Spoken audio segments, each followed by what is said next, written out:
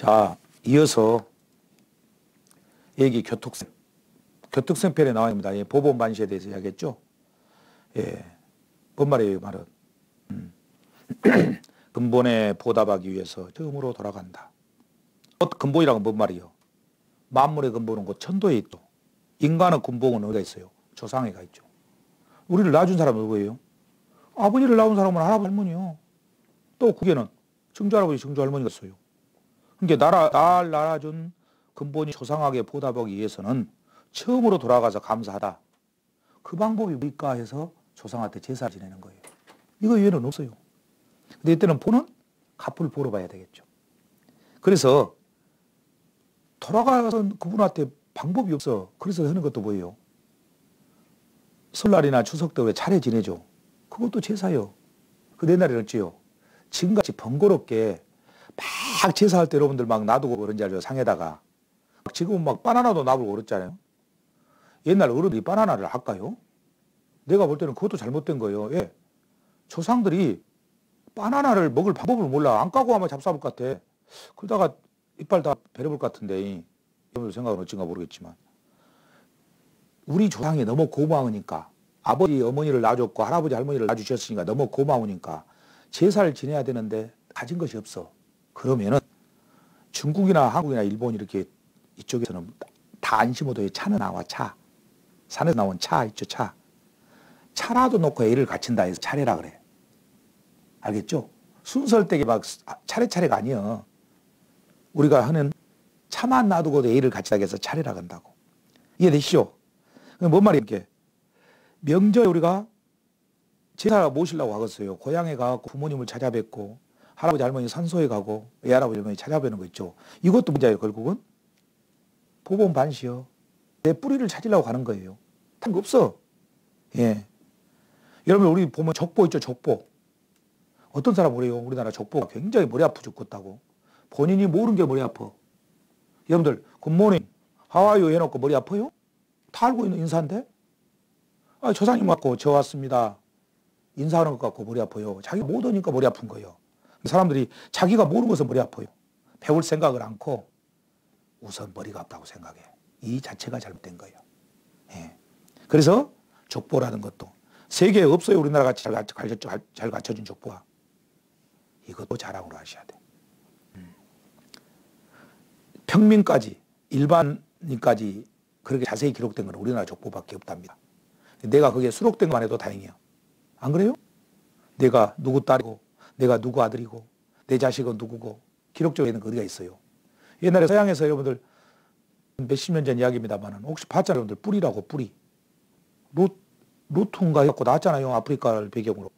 미국에 살고 있는데 엄청나게 아주 선풍적인 인기를 끌었죠. 그게 왜 그러죠? 내 뿌리를. 하다못해 미국까지 끌려가고 살고 있는 흑인, 노예 살고 있는 그분들도 과거의 아픔을 다 찾고 조상을 덮어보기 위해서 뿌리를 찾게 하는데 우리라고 해서 지금 많이 없어지잖아요. 하다못해 어째요? 우리 부모한테 그러니까 잘해야 되는 거예요. 부모 안 계시면 어째요? 다른 형제간들이라도 할 수 있는 데까지는 해. 내가 안 되지만 못 되지만. 그래서 까마귀 같은 동물은 어찌입니까? 모든 동물들은 다 부모를 떠나버리면 오지도 않아. 까마귀만 부모가 늙어갖고 먹여 못 먹으면 다시 그거 주워갖고 갖고 어미 까마귀, 아빠 까마귀한테 미긴다고요. 은혜를 갚은다고. 그걸 전문용어로 반포지효라고 그래. 돌아와서 먹이는 효도. 그래서 중국이나 일본에서는 까마귀가 길조예요. 우리나라는 흉조로 보지만. 예. 알겠죠? 그래서 이런 것들을 보고 있으면 참, 옛날 어른들이 대단하다.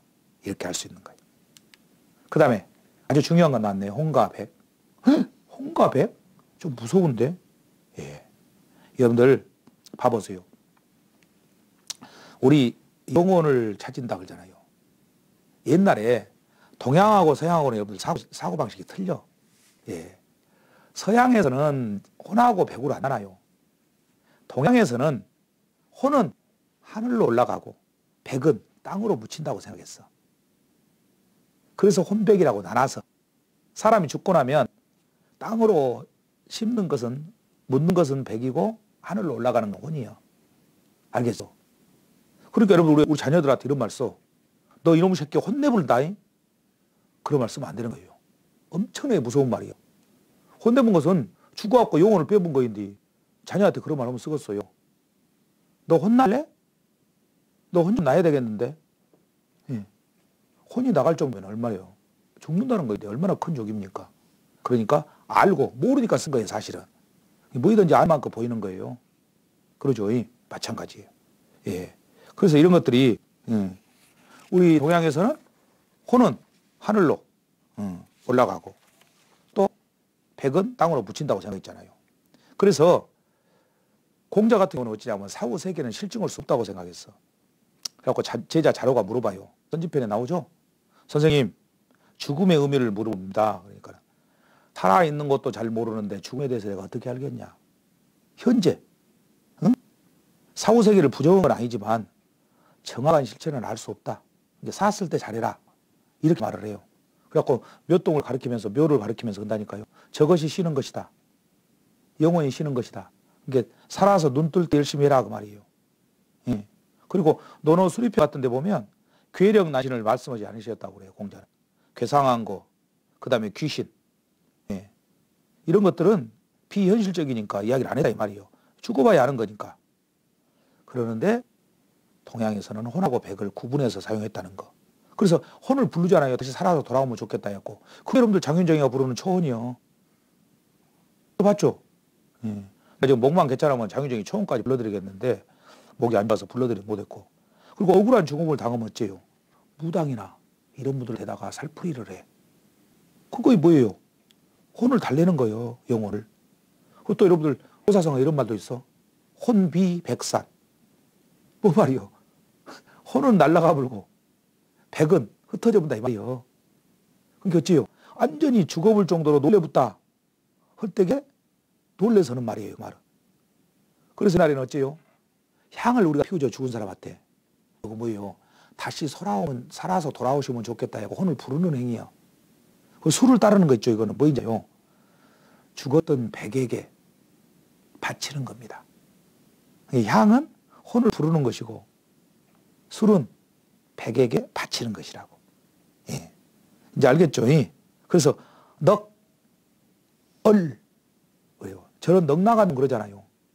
그게 뭐냐면 다시 말하면 혼이 혼. 얼도 뭐예요? 우리말로. 예. 저런 혼 나간 놈 같은 뜻이요. 그래서 어째요 여러분들 군대 가면 이렇게 막 기합 주죠. 그게 뭐예요? 얼차례. 정신 차려 그 말이요. 얼차려 그런 거예요. 알겠어요? 그런 것들을 보고 있으면 여러분들이 정확히 또 알고 있는 거죠. 예.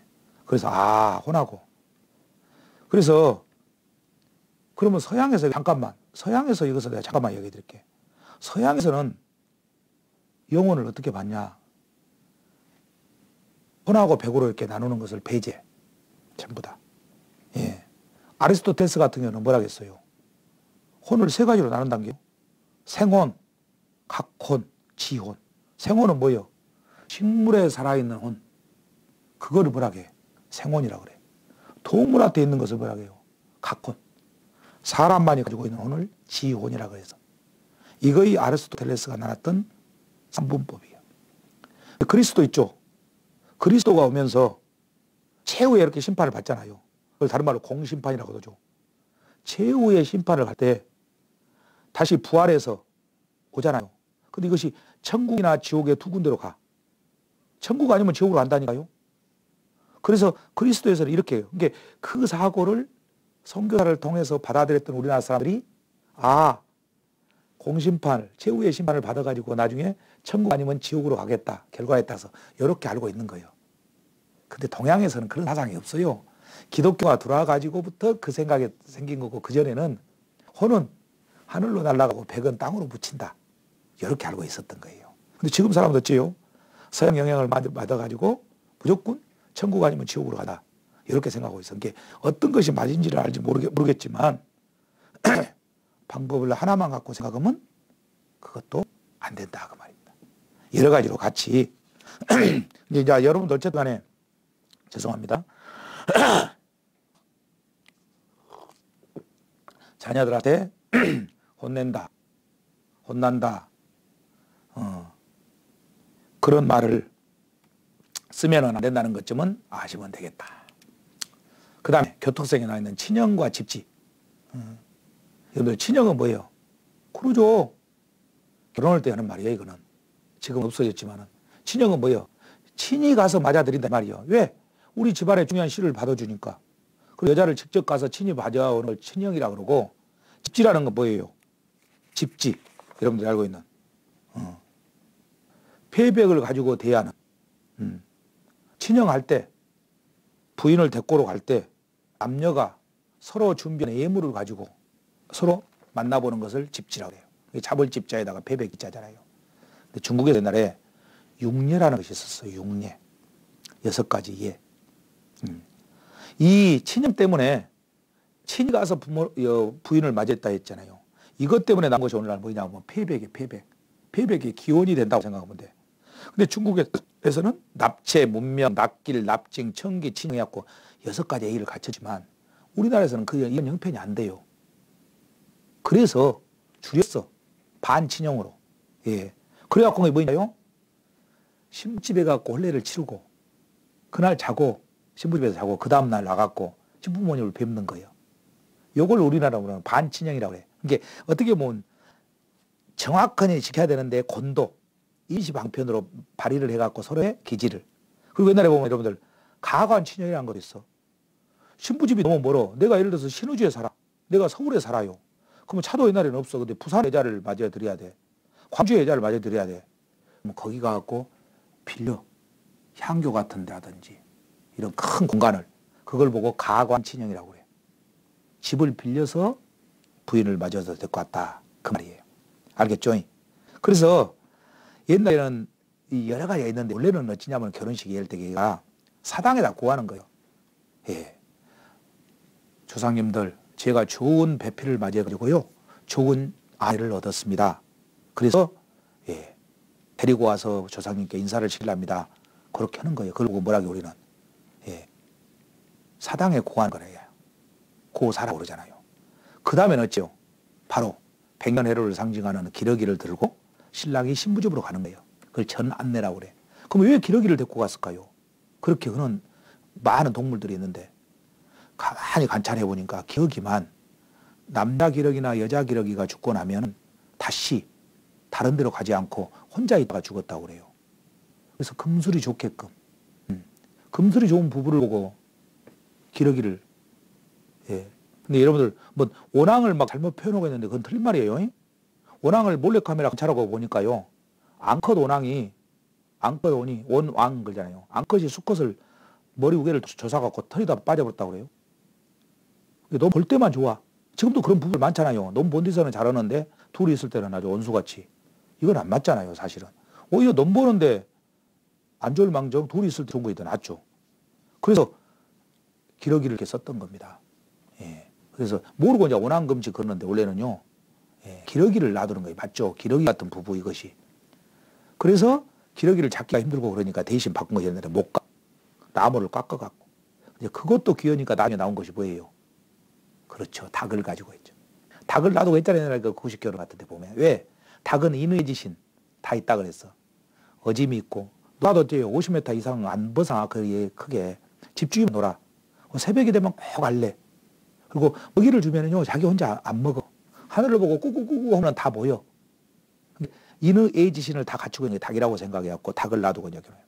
여기 육녀 보면 납치라고 나오죠. 납치는 뭔지 하면은 신부집이나 이렇게 딱 우리 집 딸을 주시오고 오잖아요. 그러면 채택을 받아들이는 거예요. 결혼할라요. 그 말이요. 문명은 왜? 이름을 물어본다겠네. 신부 어머니를 봐. 신랑집 아버지는 다 알잖아요. 신부 아버지는. 신부 어머니 집은 어떤 집안인가 이걸 봤던 거예요. 신부 어머니의 성명을 물어봐. 아, 저분이 바저 전주이시에요. 와, 김씨요. 미랑 박씨요. 괜찮네. 바저 집안이 참 괜찮은 사람이네. 아버지는 공무원을 하셨다던데. 아버지는 교사를 하셨다던데. 아, 집안이 괜찮겠네. 이걸 말한 거예요. 이게 신부 어머니까지 보는 거예요. 왜? 유전자가 있다고 믿었거든. 지금도 저도 그런 것은 많이 변함이 없습니다만. 납길은 뭐예요? 기륭을 점쳐갖고 이제 좋아. 그럴 때에 신랑집에 통고를 해줘. 예, 아니 신부가 결혼을 해도 되겠습니다. 통고를 해준 거예요. 거의 납길이야, 납길. 그 다음에 납증은 뭘까요? 그렇죠. 결혼이 잘 됐습니다 하고 이제 헐랍니다 하고는 폐물을 전하라는 거예요. 청기는 뭘까요? 여자 집에다가 날짜를 받아주시오 그래. 왜? 여자가 생리를 하잖아요. 그러니까 그 생리 시기에 맞춰갖고 또 좋은 자녀를 얻어야 되잖아요. 그래서 신부 측에서 혼인을 할 때 날짜를 잡는 이유가 그겁니다. 여러분들도 하나 지혜로 발휘해 주시고. 요즘은 이제 이런 것도 알지만 신형은 뭐예요? 이제 마지막으로. 그렇죠. 신랑이 신집에 가서 직접 맞이하는 거예요. 이것이 너무 복잡하니까 송나라 때 주자가 4가지로 딱 집약해버렸어. 그게 바로 오늘날까지 전해오는 겁니다. 이해되셨어요? 시간을 하다 보니까요, 많이 있습니다만은 다 하던 먹었네요, 이제. 예, 그래서 다음 시간에 이제 이어서 하는 시간이나 또 다른 걸 하는 걸로 하고 제가 이거 전화번호를 일부 보여줬습니다. 예, 여러분이 기록해 놨다가 공부에 대해 관련된 것은 저한테 보내주시면 제가 비천하지만 별로 아는 것도 없습니다만은 아는 범위 내에서 성실히 답해 드리겠습니다. 그럼 이번 수업은 여기서 마치기로 하겠습니다. 여러분 너무 감사합니다.